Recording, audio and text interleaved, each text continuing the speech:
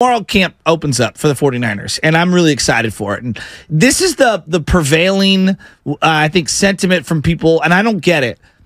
JMC_1982 on YouTube. Lance has literally never looked good outside of a very first practice that got people's hopes up. Every minute of every game, he has looked bad, period.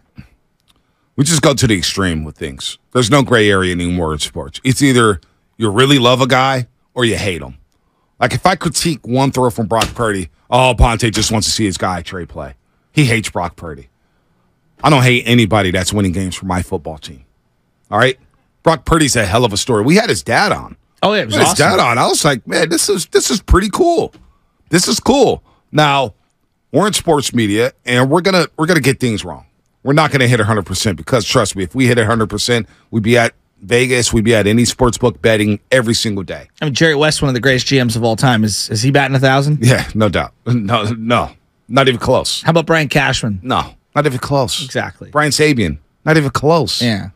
Bob Myers, not even close. John Lynch, not even close. Yeah. But you applaud the effort. You applaud, the work. Anyway, that's inaccurate to say that Trey Lance has looked bad in every single minute of every single game he's played. The first three quarters against Chicago, I thought I saw a quarterback saying, you know what?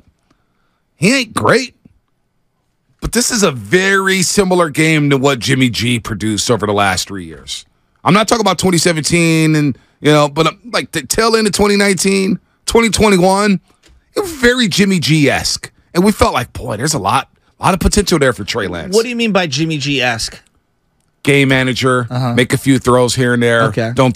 Try not to turn the ball over. Yeah. But I thought in Chicago, the first three quarters, and the crazy part is Mark Wheeler was at that game with me. Box Campbell sitting right behind me. We saw some of the throws Trey Lance made. That's a lie to say that he was bad in every single minute of every single game he's played in. We attended the Texans game. If you don't like Trey, that's fine. If you don't believe Trey's the guy, that's fine. I told you this, Shasky. Going into 2023, I don't give a damn who the quarterback is. I just want to celebrate down Market Street at the end of the year and see the Niners get over the mountaintop. That's all I want to see. But don't lie and say that, hey, Trey Lance has looked bad in every single minute he's played in football. That's inaccurate. It is. I mean, I don't even know what to say about it. That's just inaccurate.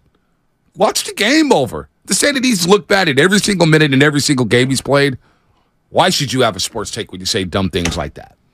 That's JMC_1982 for you. Well, you got the 510 saying the same thing. Well, outside of that practice where you guys over-exaggerated, blah, blah, blah, blah, blah, he hasn't looked good at all. Did we not watch him win a Week 16 game when the Niners had to win to get into the playoffs? More people put stock into the preseason loss against the Texans than they do that game. Think about that situation for Trey Lance.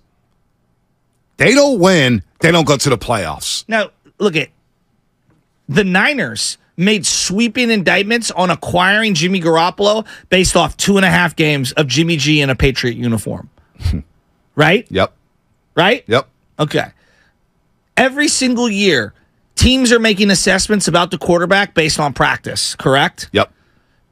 These OTAs, these intergame, scrimmages, these 11-on-11s, these practices. Practice does matter. In football more than any other sport. Yep.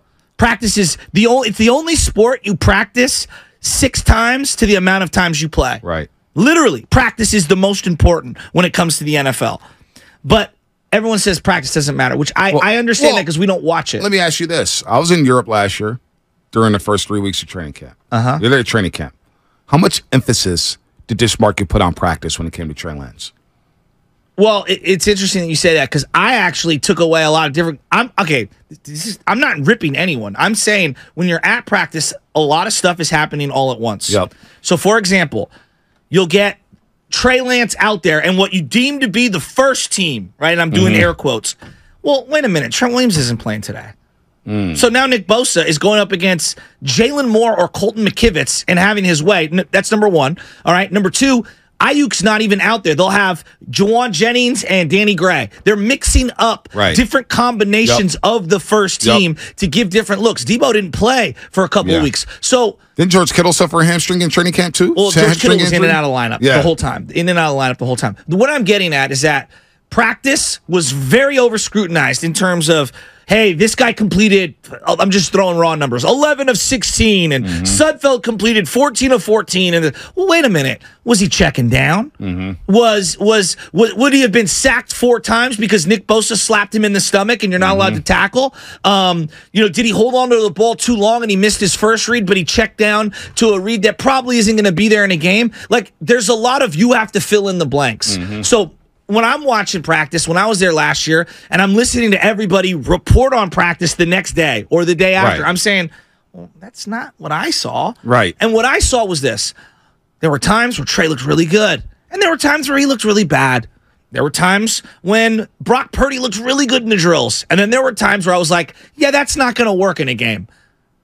And then there were times where I watched Sudfeld, and I was like, damn, he looks pretty good. He looks pretty good. And then there are other times where like he doesn't look good at all. Right. So it was a mixed bag from all of these guys. So in my estimation. So you know what's funny? It was about a mixed all that? bag. How we move the goalposts when it comes to certain players. It feels like people do have an agenda. And, unfortunately on this show, we're the Trey Lance lovers because of the video we posted at his first practice at Levi's. It probably went a little overboard. But I know what I saw that day. I know what you saw. Yeah. The team's play-by-play announcer said it was the greatest throwing practice he'd ever seen in his career. Over and over. Over and over. Over and over. That's what he said. So who was the D tackle that went to the Broncos? Oh, DJ Jones. DJ Jones took his helmet off, turned over and looked at us and was like, are you watching this? Goes, wow. Fred Warner came over from the sideline, took his helmet off, and was like, that boy's got it. Dude, he rolled out to the right, it. and he threw that deep pass. Half the team, and then you being the team's play-by-play announcer, was on the hash marks to see where the ball landed. And that was an incomplete pass, but it shows you how invested everybody was into him. But yet, it's interesting because I say they moved the goalpost because when Jimmy was throwing 5 interceptions in practice, when Jimmy was looking skittish against the Denver Broncos, it didn't matter. It was just preseason. It was just practice. But when it comes to Trey Lance, we're a little harder on him, and I wonder why. Because he's a high draft pick? Because Shanahan moved up heaven and earth to go get Trey Lance and replace Jimmy G, who was, let's face it, Jimmy G was very polarizing here. He was a fan favorite. He was. A lot of number 10 jerseys, a lot of jersey shirts. The ladies loved Jimmy. Jimmy was a thing out here. He was a rock star. So I don't know why we pick and choose when practice matters or when exhibitions matter. I think the expectations were so sky high for the guy. I'm sure we played a little part in that, but I think we're over. The amount of people that are actually Niner fans that saw our video is very minuscule. I mean, there are millions of 49er fans. You're putting too much credit for us, number one. Number two, I would say that when you're drafted number 3 overall, when they trade multiple picks to go get you, you're going to have unbelievably high, sky-high expectations. I think of someone like J.J. Stokes, and this is going back to the 90s. Oh, my gosh. J.J. Stokes could almost never live up to the hype. Jerry Rice was traded for multiple picks. Not first-rounders, but multiple picks. No one after 1 year would have told you Jerry Rice is worth all those picks. Right. A lot of people had said that he had no hands. He had no hands. He dropped a lot of passes. Jerry ended up being the greatest wide receiver of all time. So he was worth every single penny. But think about J.J. Stokes, because that's a good litmus test. J.J. Stokes at UCLA was dominant. I mean, he looked like I was like, wow, the Niners got J.J. Stokes to pair with Jerry Rice. No, that was before Kate McNown. I thought Kate McNown was with him. No, I think that was before Kate McNown. 96. Right. Maybe Kate was there for a year. But JJ was, and if you look at his career, he actually had a better career than we give him credit for. But we talk about him like he's Rashawn Woods. He was legit. And now you bring up J.J. Stokes around here, and people bring up the spitting incident. They don't even bring up his football career. And he underwhelmed. He underwhelmed with the 49ers. There's no doubt. Wow, he's at UCLA 91, 92, 93, 94. I want to see who the quarterback is at UCLA. Yeah, give it to me. As we spitball here. Wayne Cook, Ryan Fiend, Rob Walker. I have no idea who Wayne Cook is.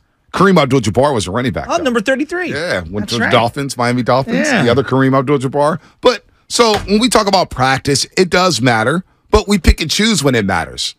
We pick and choose. There's just no doubt. The games clearly matter the most. And right now, when you're looking at things, Brock has put together some incredible film. That looks absolutely great. I mean, it's really spectacular what the guy put together. His film right now is more comprehensive and looks better than Trey's. It does. There's no doubt about that. There's no other way. I also would say that Brock's film right now is less comprehensive, but looks way better than Sam Darnold's. Right. If we're going to do the full body of work here and we're going to compare and contrast. Are there throws that Sam Darnold probably has on tape that look amazing? Sure. But I look at his overall body of work, and it's extremely underwhelming. Yeah, it's very underwhelming. But I am still open-minded to see if Sam Darnold can salvage himself here.